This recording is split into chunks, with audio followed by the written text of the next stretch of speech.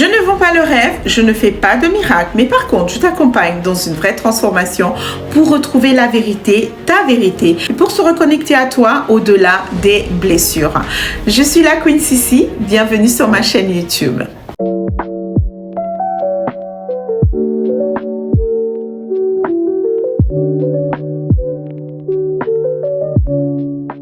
Alors, j'ai une question pour toi. Et si ton armoire racontait ton histoire? Est-ce que tu as l'impression que tu as perdu ton style ou alors que tu ne l'as jamais trouvé?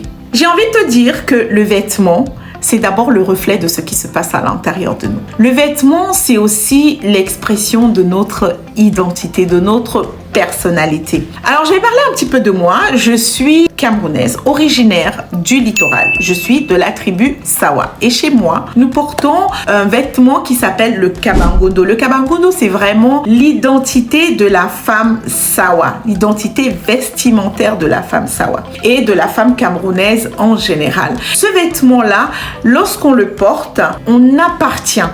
On sait qu'on vient de là. Et donc, la prochaine fois que tu vas me poser la question de savoir d'où je viens, tu reviendras sur cette vidéo et comme ça, tu pourras savoir d'où je viens. Ce vêtement-là, c'est quelque chose qui donne une information sur nous, de nos racines. Au-delà de ça, on va aussi s'habiller en fonction de notre travail ou de notre école. Donc, on va porter un vêtement, un style qui va être neutre, qui va être corporate, qui va être défini. Mais c'est ce qui se passe à l'extérieur. Mais à l'intérieur de nous, c'est qui nous sommes. Et souvent, notre style vestimentaire, notre identité vestimentaire, j'ai envie de dire, va venir en fait de plusieurs inspirations, de notre entourage, des personnes que nous admirons, des personnes qui vont nous inspirer. Et le style vestimentaire, il n'est pas une fatalité. Il évolue.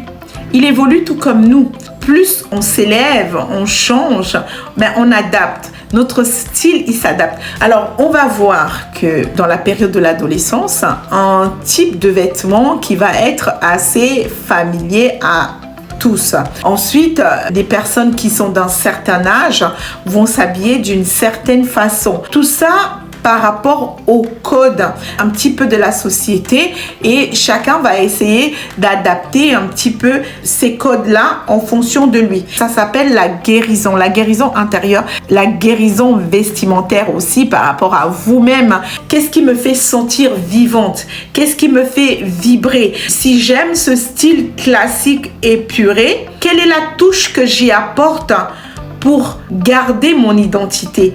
Pour continuer d'être moi et de vibrer à l'endroit où je dois vibrer. Parce que finalement, chacun a son style, que ce soit un style moins coloré, plus coloré, mais en accord avec ce qui se passe à l'intérieur de nous. Vous avez des personnes qui vont pas se trouver lumineuses ni joyeuses. Elles vont prendre des vêtements qui vont refléter ce qui se passe à l'intérieur d'elles. Et lorsque vous vous trouvez plus joyeuse, plus pétillante, plus en vie, j'ai envie de dire, vous allez adopter un style aussi qui va être beaucoup plus coloré. Alors bien sûr, que ce soit dans une extrême ou dans l'autre, tant que ça reste en accord avec ce qui se passe à l'intérieur de vous, c'est votre style. Finalement, il n'y a pas de mauvais style.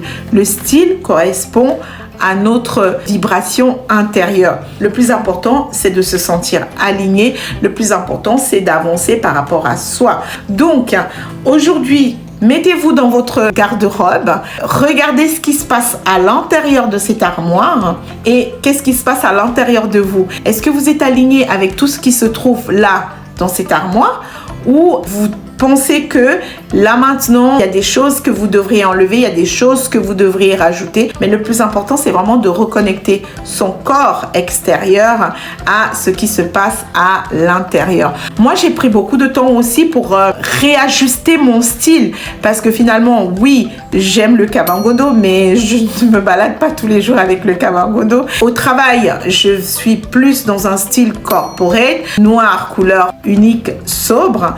Mais je ne me balade pas non plus tous les jours comme ça parce que c'est pas comme ça que je me sens le plus alignée au quotidien avec moi-même.